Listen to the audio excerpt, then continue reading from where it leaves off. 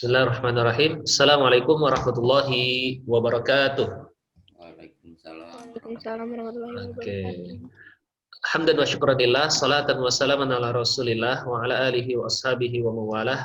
Allahumma alimna ma yanfa'una, ya Allah ajarkanlah kami apa-apa yang bermanfaat untuk kami, wanfa'na bima 'allamtana, dan berikanlah kemanfaatan apa yang telah Kau ajarkan kepada kami, wa zidna min karamika ilman ya rabbal alamin, dan tambahkanlah kami ilmu pengetahuan dari sisi perbendaharaan-Mu. Siswa-siswi kelas 11 Natural Science SMA Global Islamic Boarding School yang senantiasa dirahmati, disayangi, dan dilindungi oleh Allah Subhanahu wa Ta'ala.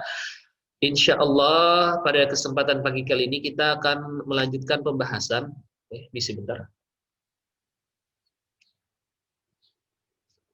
Kita akan kembali melanjutkan pembahasan mengenai topik khutbah, tabligh, dan dakwah.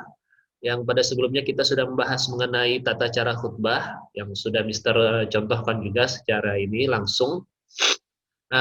Selanjutnya kita akan membahas konsep dakwah dan tabligh dan dakwah. Apa bedanya dengan khutbah? Ya. Oke, kita perhatikan slide. Pertanyaan yang paling mendasar yang pertama kali muncul adalah apa itu dakwah? Apa itu dakwah? Secara bahasa, dakwah itu diambil dari kata bahasa Arab. Da'a yada'u da'watan. Da'a yada'u da'watan. Yang berarti menyeru atau mengajak. Menyeru atau mengajak. Dari kata da'a yada'u da'watan itu juga bisa muncul kata yang lain, yaitu doa. Yaitu permohonan. Memohon. Kata dakwah khusus digunakan untuk kata ajakan. Menurut istilah, para ulama banyak memberikan definisi ataupun istilah mengenai kata dakwah itu sendiri. Di antaranya menurut Syekhul Islam Ibnu Taimiyah, dakwah adalah mengajak orang, mengajak apa nih, nggak kelihatan slide-nya. Bergeser dulu. Mengajak seseorang agar beriman kepada Allah dan yang dibawa oleh para rasulnya, dengan cara membenarkan apa yang mereka beritakan dan mengikuti apa yang mereka perintahkan. Ya, kita mengajak seseorang untuk beriman kepada Allah dan beriman dengan apa yang Allah utus dan turunkan melalui para utusannya, dengan cara membenarkan apa yang mereka bawakan atau beritakan dan mengikuti apa yang mereka perintahkan. Itu salah satu bentuk dakwah. Ya. Selanjutnya, adapun tabligh secara bahasa artinya menyampaikan. Adapun secara istilah menyampaikan ajaran-ajaran Islam yang diterima Allah kepada umat manusia sebagai pedoman kebahagiaan dunia dan akhirat. Dilihat dari pengertian istilahnya ini, dakwah itu isinya. Dakwah itu isinya, tabligh itu metodenya. Ya. Orang berdakwah mempunyai metode bermacam-macam. Orang berdakwah mempunyai metode bermacam-macam. Ya. Semua umat Islam dianjurkan untuk mendakwahkan ajaran Islam. Semua umat Islam dianjurkan untuk mendakwahkan ajaran Islam, menyampaikan ajaran Islam. Adapun metodenya tergantung keahlian masing-masing. Ada yang pandai berbicara di hadapan umum, public speaking-nya bagus, maka dia menjadi penceramah. Ada yang bagus dalam tulisannya, dia menjadi penulis. Ada yang bagus ini bikin animasi, ya, dia berdakwah melalui cara bikin animasi Islami. Dia bagus dalam hal menyanyi, dia mendakwahkan ajaran Islam melalui nyanyian. Begitu seterusnya, bisa pakai film dan lain-lainnya. Ya, intinya metode dakwah itu bisa bermacam-macam. Ya, nah. Anjuran dakwah ini dikuatkan oleh hadis Nabi SAW yang artinya barang siapa yang mengajak seseorang kepada petunjuk atau kebaikan, maka baginya pahala seperti pahala orang yang mengikutinya. Mandalla ala khairin falahu ajru mithlu man falahu mithlu Mister kurang apa hadisnya. Barang siapa yang mengajak seseorang kepada petunjuk atau kebaikan, maka baginya pahala seperti pahala orang yang mengikutinya. tanpa mengurangi pahala mereka sedikit pun. Kalian mengajarkan orang lain untuk beriman kepada Allah, lalu mereka beriman, mereka mendapatkan pahala dan kalian juga mendapatkan pahala sebagaimana mereka mendapatkan pahala tanpa mengurangi pahala orang yang kalian ajak tersebut. Kalian mengajarkan mereka mengaji, baca Al-Quran, huruf hijaiyah, lalu mereka mengamalkan bacaan Al-Quran, mereka mendapatkan pahala, kalian juga akan mendapatkan pahala. Nah, itulah yang di dalam ajaran Islam disebut dengan amal jariah. Amal yang tidak akan terputus pahalanya, senantiasa mengalir, ya, senantiasa mengalir. Orang yang kalian ajarkan tadi mengajarkan orang lain. Orang lain tersebut yang diajarkan itu melakukannya, mengamalkannya, mereka mendapatkan pahala, yang mengajarkan mendapatkan pahala, yang pertama kali mengajarkan dapat pahala, begitu seterusnya. Tanpa mengurangi pahala mereka sedikit pun. Nah, ini MLM dalam ajaran Islam, ya, MLM pahala, multi level marketing pahala, ya. Kita ngajarin empat orang tersebut masing-masing ngajarkan 2 orang, terus yang diajarin akhirnya banyak gitu, ya, akhirnya banyak. Begitu pula sebaliknya. Oke. Nah, dakwah.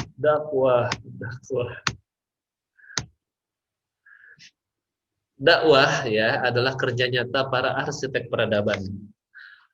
Peradaban Islam pertama kali dibangun itu salah satu fondasi pertama peradaban Islam dibangun ketika di Madinah adalah salah satunya Rasulullah menentukan beberapa sahabat untuk menjadi juru dakwah. Ada sahabat yang dikirim ke Raja Mesir, ada sahabat yang dikirim ke Raja Persia, ada sahabat yang dikirim ke Raja Romawi, ya.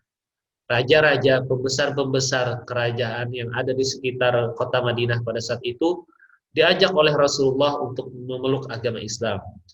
Ada yang menerima seperti Raja Najasyi, ya.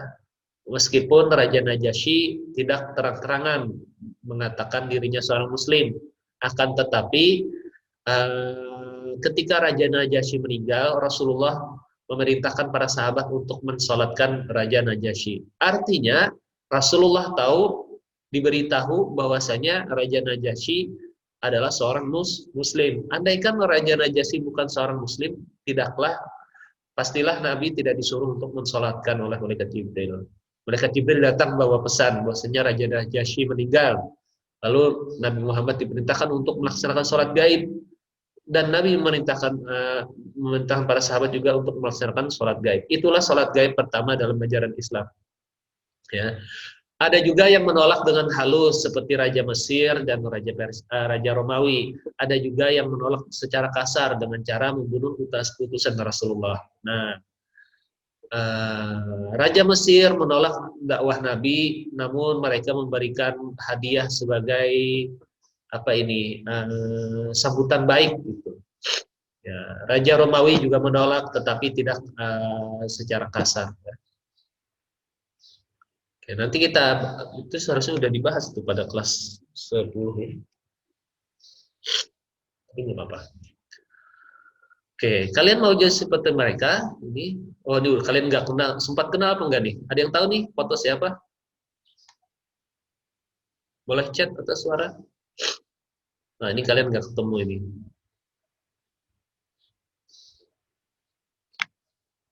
Oke, Ajis. Oke, betul. Yang nomor 1 itu UJ. Nomor 2, ada yang tahu nomor 2? Tengah atas. Mereka ini adalah penceramah-penceramah, ya. Ada yang masih bertahan, ada yang sudah meninggal, ada yang pindah. Ya, betul, Agim. Sebelah kanan atas itu Agim, waktu masih muda, foto beliau masih muda. Oh iya, betul, Ustadz Zainuddin MZ. Yang tengah atas itu Zainuddin MZ.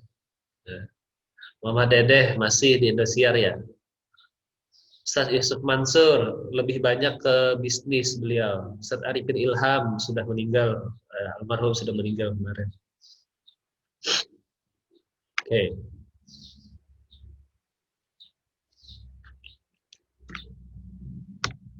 Landasan hukum kita berdakwah itu wal takum minkum ummatu yad'una ilal khair wa ya'muruna bil ma'ruf wa yanhauna 'anil munkar.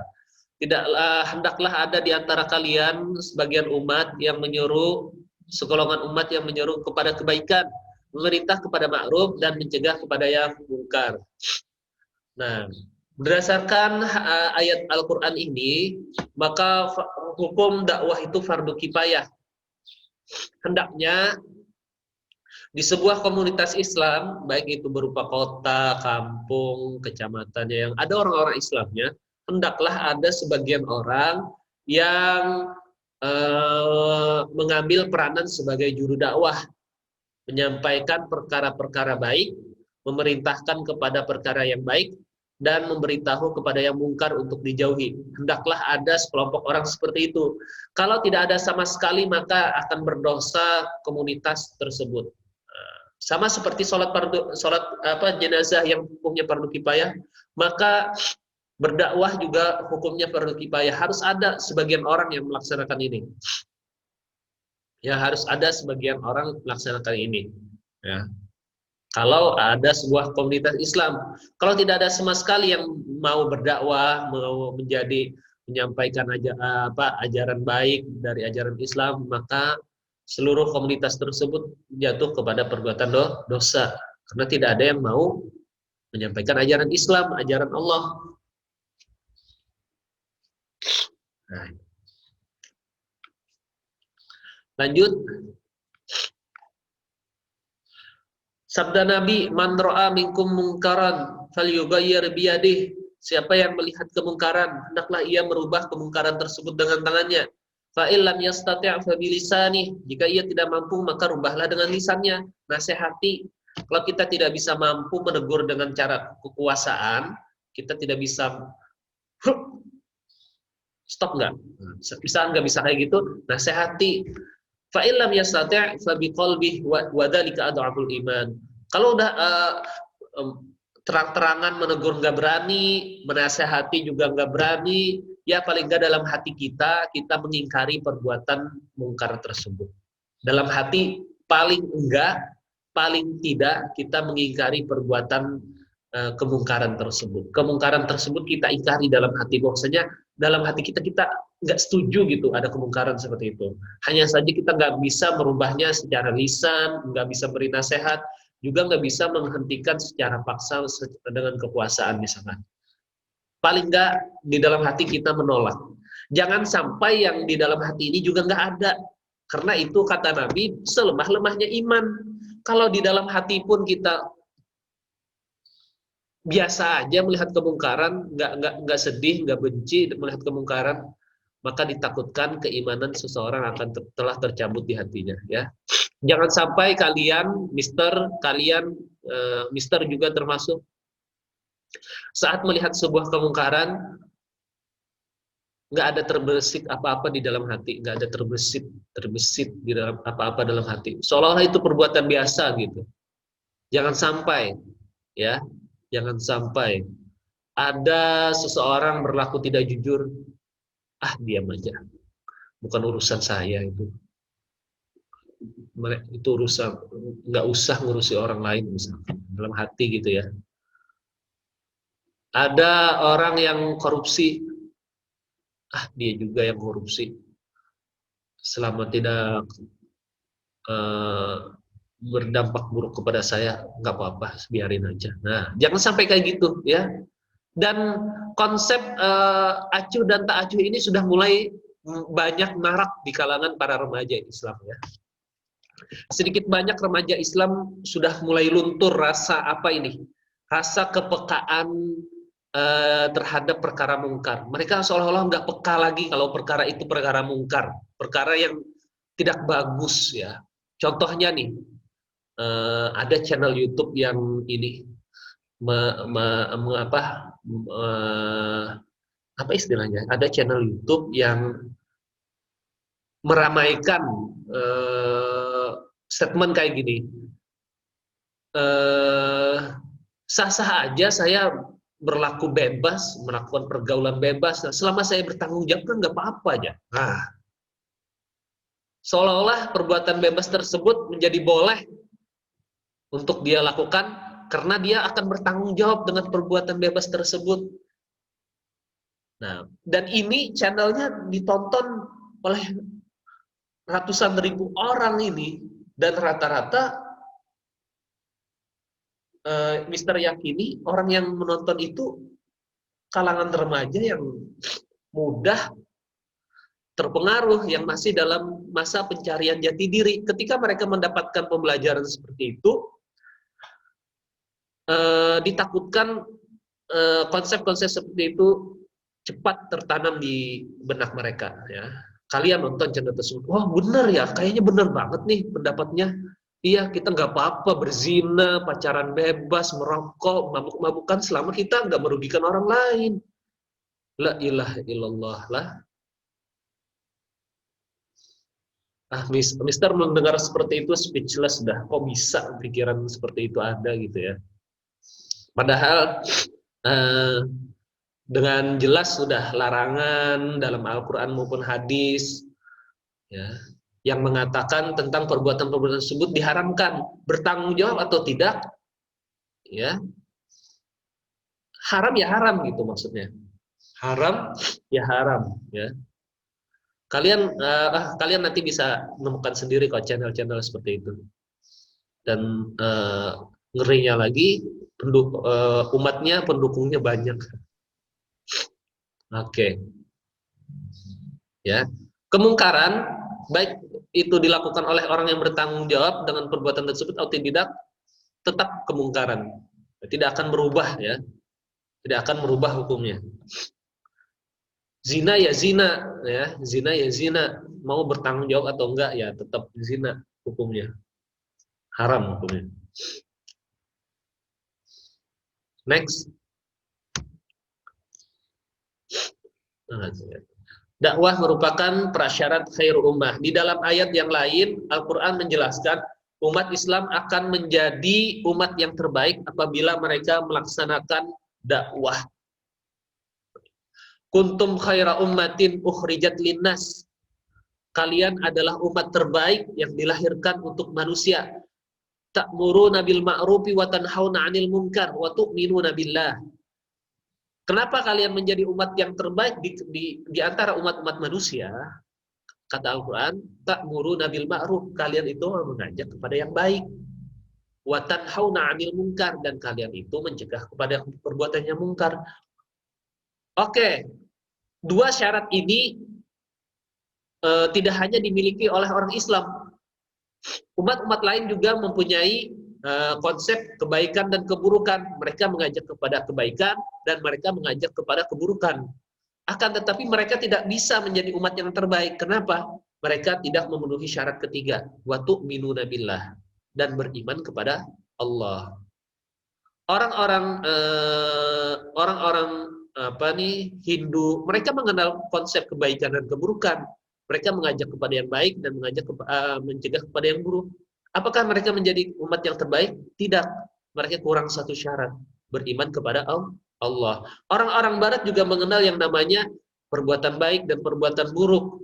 Mereka mengajak kepada yang baik dan mencegah kepada yang buruk. Akan tetapi apakah mereka menjadi umat yang terbaik? Tidak.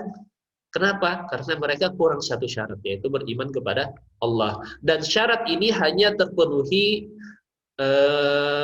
di dalam orang-orang Islam. Mereka mengajak kepada yang baik, mencegah kepada yang mungkar, dan beriman kepada Allah. Tiga syarat tersebut merupakan syarat untuk menjadi predikat sebagai umat yang terbaik. Ya. Dan dakwah adalah pekerjaan terbaik. Ya. Dakwah adalah pekerjaannya Rasulullah. Para nabi dan rasul ada kerjaannya itu dakwah. Ya. Nabi berdagang, tetapi dagang itu bukan profesi utama Nabi. Profesi utama Nabi adalah dakwah. Ya. Nabi Musa, profesi utamanya dakwah. Nabi Isa, profesi utamanya dakwah. Ya. Pekerjaan sampingan beliau jadi tukang kayu, bikin perabotan. Nabi Isa itu. Tetapi itu bukan profesi utama Nabi Isa. Profesi utama Nabi Isa adalah dakwah. Begitu pula Nabi Musa, ya. Profesi Nabi Musa bukan sebagai pemimpin, tetapi seorang yang mengajak kepada jalan Allah. Nabi Daud seorang raja, tetapi bukan itu profesi utama beliau. Profesi utama beliau adalah mengajak orang untuk mengesahkan Allah. Begitu pula nabi-nabi lainnya. Di dalam Al-Quran, Allah Subhanahu Wa Taala berfirman, apa nih ayatnya? Mister lupa nih. Siapakah yang lebih baik perkata? Waman ahsan qaulan ilallah. Waman ahsan qaulan. Waman ahsan qaulan.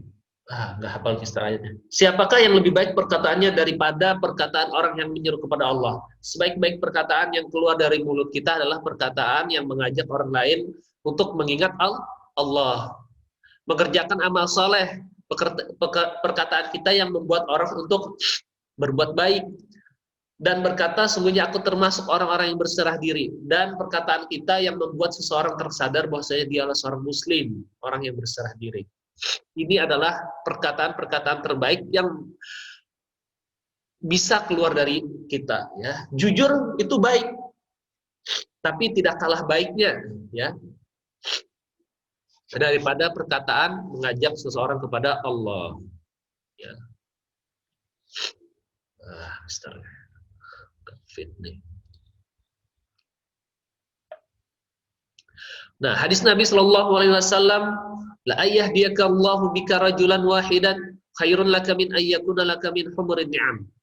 Sungguh jika Allah beri petunjuk kepada seorang melalui engkau karena engkau mendakwahi mereka, maka itu lebih baik bagi engkau daripada engkau memiliki unta merah. Zaman Nabi unta merah itu harta yang mahal, ya. Zaman Nabi, pada masa Nabi, unta merah itu harta yang mahal. Setara dengan mobil Mercedes-Benz atau BMW zaman sekarang. Berapa harganya tuh? Ada yang tahu harga mobil Mercedes-Benz atau BMW? Yang sejenis Ferrari sama Lamborghini lah. Berapa harganya itu? Sama harganya dengan unta merah pada masa Nabi. Nah, gitu. Nah, lalu Allah jelaskan bahwasanya perkataan kita yang mengajak orang lain untuk mengingat Allah, mengerjakan perbuatan baik, dan membuat mereka menjadi seorang muslim sejati, perkataan kita itu lebih baik, ya, lebih baik daripada harta mobil Lamborghini dan Ferrari tersebut. Mahal nggak mobil Lamborghini dan Ferrari? Mahal. Akan tetapi perkataan kita lebih mahal dari harta tersebut. Lebih mahal. Ferrari dan Lamborghini hanya bisa dinikmati di dunia. Akan tetapi perkataan kita supaya orang lain itu masuk surganya Allah Subhanahu Wa Taala itu lebih berharga karena bisa dinikmati di akhirat kelak. Nah, itu perbedaannya, ya. Yang satu sifatnya sementara, yang satu sifatnya kekal selamanya. Perkataan aja itu. Sholat 5 waktu. Ajakan itu. Puasa jangan sampai pecah. Ajakan itu, ya. Kecil, simple, sederhana, pendek. Akan tetapi kalau kita ikhlas semata-mata mengharapkan keridhaan Allah, kalimat kecil sederhana yang kita sampaikan tersebut akan menjadi bekal kita di akhirat kelak. Kenapa? Di ayat yang lain Allah SWT berfirman, bahwasanya Rasul itu diutus menjadi saksi atas kalian. Bahwasanya Allah telah di pada mahsyar Allah bilang seperti ini. Bukankah aku sudah menurunkan perintah-perintahku dan larangan-laranganku kepada kalian? Mengapa kalian masih tidak mentaatinya? Maka Nabi Muhammad muncul sebagai saksi. Bukankah orang ini telah aku utus untuk kalian supaya kalian tahu mana yang baik dan mana yang benar, mana jalan yang baik, mana jalan benar. Nabi saat itu ada jadi saksi, ya. Maka tidak ada satu orang pun yang bisa membantah pernyataan tersebut. Begitu pula orang-orang non-muslim juga akan ditanya seperti ini. Bukankah aku sudah mengutus umat Islam yang menyampaikan kepada kalian perkara-perkara baik untuk dilakukan dan perkara-perkara yang tidak baik untuk dijauhi. Mereka tidak akan bisa mengomentari apa-apa, tidak bisa menyanggah. Kenapa? Karena ada umat Islam yang mengerjakan perbuatan tersebut, yang menyampaikan. Jadi sebagai juru dakwah kita juga akan menjadi seorang saksi nanti di padang mahsyar. Saksi bahwasanya Allah telah menurunkan perintahnya dan larangan-larangannya. Nah, kita yang bertugas menjadi seorang dai akan menjadi saksinya Allah di padang mahsyar nanti. Nggak ada lagi alasan, saya nggak ini, ya Allah kemarin itu ada acara keluarga, jadi nggak sempet ini belajar agama misalnya. Nggak ada alasan lagi nanti ya, nggak ada alasan. Menit ini kayaknya lama banget udah Mister Wajah. Oke, 10 menit lagi. Cara berdakwah. Oke, ini ada Aura. Nggak apa-apa Aura. Lanjutkan aja Aura. Cara berdakwah. Di dalam Al-Quran, Allah SWT berfirman, "Ud'u ila sabili rabbika bil hikmati wal mau'izatil hasanah, wajadilhum billati hi ahsan." Serulah manusia pada jalan Tuhanmu dengan hikmah wal mau'izatil hasanah, pelajaran yang baik, wajadilhum, dan bantahlah mereka billati hi ahsan, dengan cara yang baik pula. Aduh.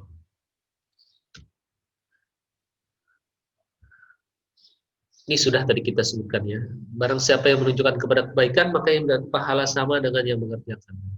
Di dalam Al-Quran, Allah menjelaskan tadi, dakwah itu ada 3 cara. Satu dengan hikmah, dengan kebijaksanaan, wal mau'izatil hasanah, menyampaikan nasihat dan pelajaran yang baik, wajadilhum billati hiya ahsan. Kalau terjadi perdebatan di antara kalian, maka bantahlah mereka dengan cara yang baik. Nggak perlu emosi, nggak perlu bentak-bentak meja, nggak perlu amarah, santai aja gitu. Nah, kalau berdebat dengan orang yang tidak paham. Nah, hikmah di sini bisa diartikan kebijaksanaan. Ya. Tidak semua orang bisa berceramah.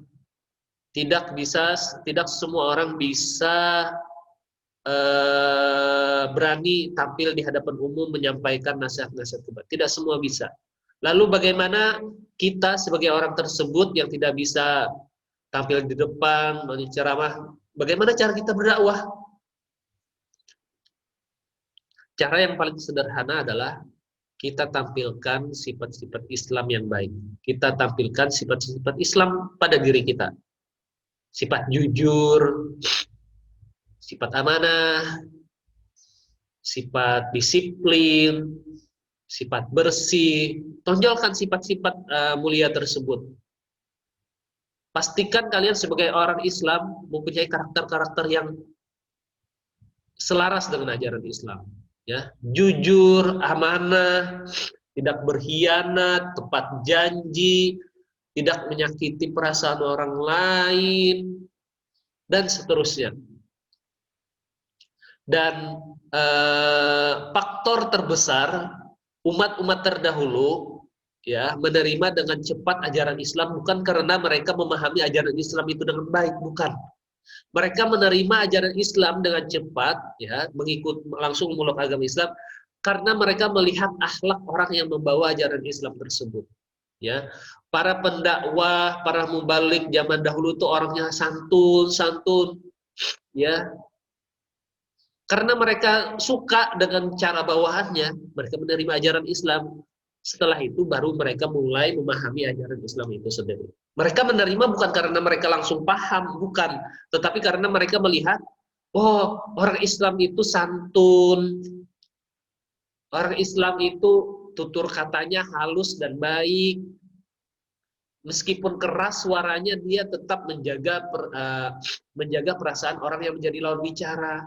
Bukan orang yang sering mengumpat-ngumpat, bukan orang yang sering dengan mudahnya mengucapkan kata-kata binatang, ya, kata-kata hinaan, bukan. Ya. Orang Islam itu terkenal dengan tata krama dan sopan santunnya. Karena itulah orang zaman dulu cepat menerima ajaran Islam. Bahkan ulama mengatakan Islam sekarang itu terkebelakang bukan karena ajaran Islamnya.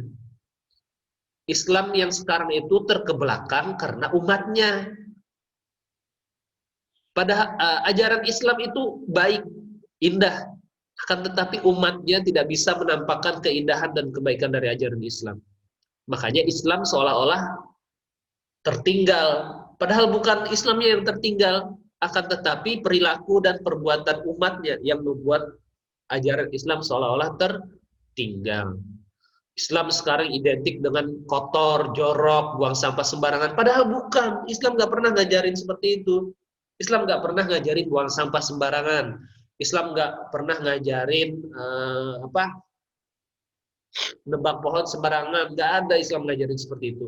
Yang ada itu umat Islam tidak tahu ajaran Islam. Akhirnya sembarangan, buang sampah sembarangan, ninggalin kotoran sembarangan, merusak lingkungan sembarangan. Bukan ajaran Islam yang menyuruh seperti itu, umatnya karena tidak tahu ajaran Islam. Maka benarlah perkataan ulama tadi, al-Islam Islam itu tidak tertutup karena ajaran Islam, akan tetapi tertutup karena perbuatan orang-orang. Al-Islam mahjubun bil muslimin. Islam itu tertutup karena perbuatan orang Islam itu sendiri, bukan karena ajaran Islamnya.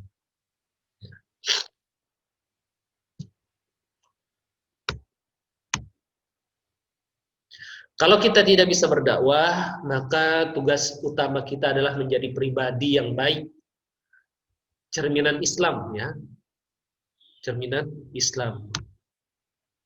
Kalau kita mempunyai kemampuan menyampaikan nasihat, berikan nasihat kepada orang lain.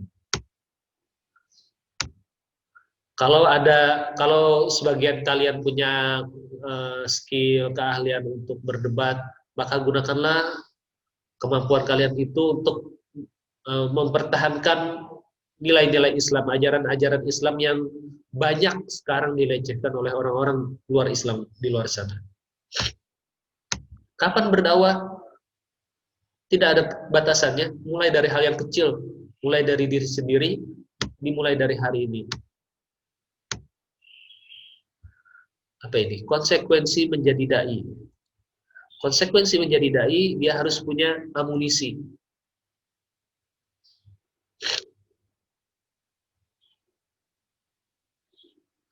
Seorang dai itu orang yang tak punya apa-apa, apa nih? Gak ngerti misalnya. Oh iya, seorang dai dia harus mempunyai amunisi. Orang yang tidak punya amunisi tidak ada yang bisa diberikan. Amunisinya apa? Ilmu. Ya, seorang dai dia harus berilmu. Dan ketika dia mempelajari ilmu yang sudah dia pahami, udah sampaikan apa yang dipahami itu. Kalian bisa sholat 5 waktu, tata cara sholat 5 waktu yang baik dan benar. Udah ajarin yang itu dulu. Gak usah ribet-ribet. Ya, nggak usah harus lulus S1 dulu baru jadi dai, nggak usah. Kalian bisa menjadi dai di antara teman-teman kalian, di antara saudara-saudara kalian, di tengah-tengah keluarga kalian. Nggak perlu jadi ustadz dulu baru bisa jadi dai, nggak usah. Ya, nggak bisa lagi. Ilmu, akhlak, dan sabar. Nah, tadi sudah Mister jelaskan, akhlak itu adalah faktor terbesar orang-orang di luar sana tertarik dengan ajaran Islam. Bukan karena mereka memahami betul dengan ajaran Islam, belum sampai ke sana. Mereka tertarik dulu dengan orang yang menyampaikannya. Banyak cerita-cerita saudara-saudara Islam kita di Eropa itu, mereka berhasil mengajak orang Eropa masuk Islam, bukan karena orang Eropa tersebut paham ajaran Islam, bukan. Karena mereka melihat tingkah laku orang-orang Islam itu baik-baik gitu, walaupun ada juga yang masih nggak jelas gitu. Nah, di sini perbedaannya antara khutbah dan dakwah. Khutbah itu waktu pelaksanaannya sudah ditentukan, ya. Dan orang yang menyampaikan pun harus laki-laki. Ya, adapun dakwah itu bisa laki-laki, bisa perempuan. Khutbah harus disampaikan dalam keadaan suci, bersih dari najis dan hadas. Kalau dai nggak mesti, ya. Gitu seterusnya. Nah, beragam cara jadi pendakwah, bisa melalui tulisan nih kayak Habibur Rahman Asy'arazi dengan novel beliau, ya, menyisipkan ajaran-ajaran Islam, atau dakwah via media. Kan sekarang nih lagi rame tuh meme tuh. Daripada bikin meme yang gak jelas, mending bikin meme yang isinya dakwah. naik ke gunung kuat. Masa naik datang sholat berjamaah di masjid nggak kuat? Nah, meme kan kayak gitu. Nah, atau ngerokok tiap hari habis tuh, masa sedekah enggak? Nah, misalkan bikin memenya. Apalagi itu sampai bikin meme-meme yang bisa tuh kan ada kan di antar kalian yang bisa bikin meme-meme kayak gitu. Daripada bikin meme yang nggak jelas, mending bikin meme yang dapat pahala. Ya. Oke, sekian yang Mister bisa sampaikan. Berapa menit lagi nih? Oke. Akhirul kalam, sebelum Mister tutup, mari kita baca doa kafaratul majlis. Subhanakallahumma bihamdika, asyhadu an la ilaha illa anta, astaghfiruka wa atubu ilaik. Assalamualaikum warahmatullahi wabarakatuh.